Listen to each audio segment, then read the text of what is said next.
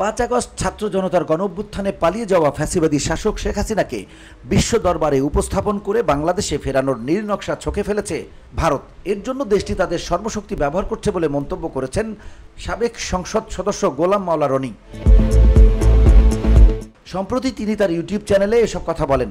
ভারত এই মুহূর্তে তাদের সর্বশক্তি এবং তাদের যত কানেকশন রয়েছে সব কানেকশনগুলো ব্যবহার করছে শেখ হাসিনাকে প্রমোট করার জন্য।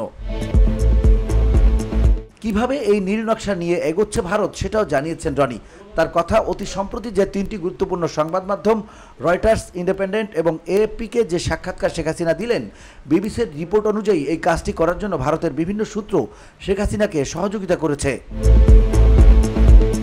হাসিনাকে নিয়ে শেষ 1 বছরে নানা অবস্থানে ছিল ভারত।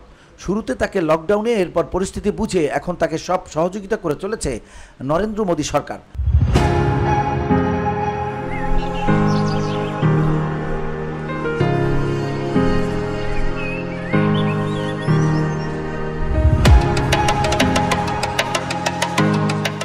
তিনি বলেন, শেখ হাসিনা যতদিন ভারতে আছেন এটাকে প্রথম দফায় লকডাউন হিসেবে রাখা হয়েছে।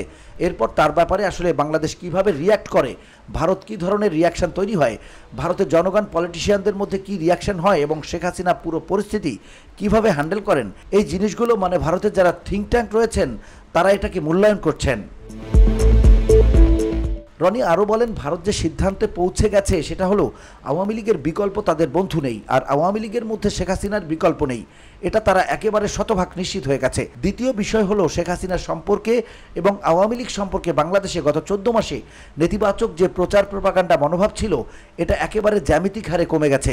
জুলাই আগস্ট বিপ্লবের পরে যে একটা বিক্ষুব্ধ হাবভাব ছিল, সে ধরো মারো জ্বালিয়ে দাও, এটা কমতে কমতে 1 বছরে একেবারে নিউট্রাল জায়গাতে চলে এসেছে।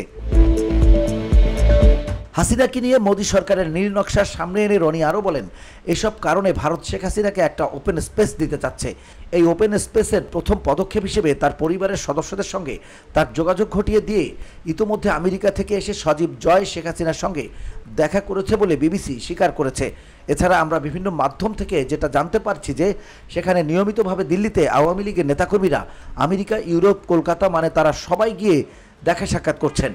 আর শেখ হাসিনা তার নিজস্ব মোবাইল টেলিফোন ব্যবহার করা থেকে শুরু করে প্রযুক্তির ছোঁয়ায় দলীয় কর্মকাণ্ড চালাচ্ছেন। VOD Bangla news desk.